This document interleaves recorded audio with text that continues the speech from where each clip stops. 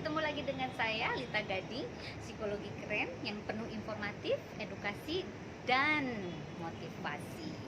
Oke, sekarang saya ingin membicarakan tentang orang-orang yang merasa dirinya masih mempunyai kekuasaan, mempunyai wewenang, mempunyai kebijakan dan sebagainya.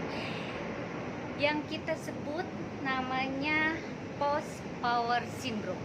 Nah, post power syndrome adalah satu ketidaknormalan bahwa dirinya merasa masih berkuasa, dirinya masih mempunyai sesuatu kebijakan-kebijakan di dalam perusahaannya maupun eh, di di dalam satu departemennya atau dan sebagainya, jabatannya dan sebagainya ya. Nah, di sini biasanya orang-orang semacam post power syndrome kadang-kadang dia tidak merasa bahwa dia tidak rela dia kehilangan jabatan tersebut, yang akhirnya dia merasa bahwa diri dia masih berkuasa. Dia akhirnya suka nyuruh-nyuruh yang tadinya masih punya ajudan, masih punya sekretaris, masih punya bawahan. Akhirnya dia pensiun, dia tidak punya lagi wewenang apapun, semua yang namanya fasilitas di-cut semua, yang akhirnya dia hidup sendiri lagi seperti dulu gitu ya, yang hanya bertemankan istri atau anak-anaknya saja. Namun dia tidak merasa bahwa hal tersebut menjadi bagian dari hidup dia sekarang ini gitu. Dia masih merasa berangan-angan bahwa hidup dia masih di bawah jabatan tertentu gitu, karena dia sudah menjabat tinggi, dia udah bisa jadi jenderal, dia sudah menjadi ekselon 1 dan sebagainya gitu ya. Nah, akhirnya karena ketidaksiapan mental untuk satu perubahan, oleh karena itu dia merasa masih dirinya dibutuhkan orang. Ya sekarang sih kita harus kasihan ya dengan orang-orang seperti ini gitu. Karena apa ya, orang-orang yang tidak siap mental ini menjadi satu gangguan kepribadian yang akhirnya menjadi satu apa ya, hal-hal gangguan kepribadian itu bisa terjadi apa ya, sindrom-sindrom tertentu di dalam diri dia gitu. Itu nggak bagus juga kalau terus-menerus dia melakukan hal tersebut gitu ya. Dan ciri-cirinya yaitu dia haus akan pujian, haus akan kekuasaan, haus dengan gila hormat. Dia ingin sekali dihormati seperti dulu pada saat dia menjabat. Atau dia juga merasa bahwa apa ya, diri dia masih punya sekretaris, dia masih suka perintah-perintah dengan tangannya yang begini gitu kan. Nah, itu kan apa ya, orang-orang yang tidak siap itu membuat ketidaknyamanan sebetulnya pada diri dia gitu. Oleh karena itu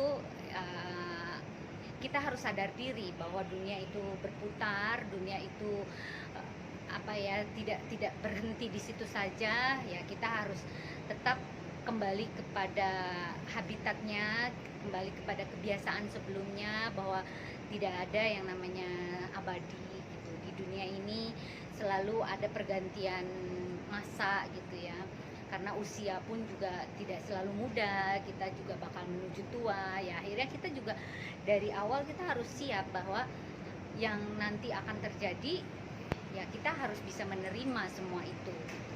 Nah, orang-orang yang star syndrome ini dia tidak mau menyadari bahwa itu adalah suatu pergantian masa seperti itu.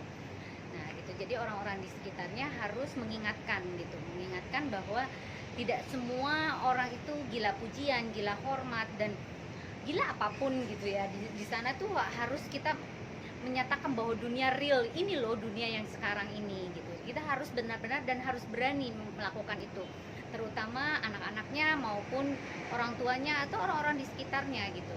Mengingatkan dia supaya dia tidak terlena dengan apa yang sudah dulu pernah dilakukan atau pernah merasa bahwa dia menjadi seorang pejabat ya sekarang bukan lagi. Nah, itu harus kita bisa menerima hal itu.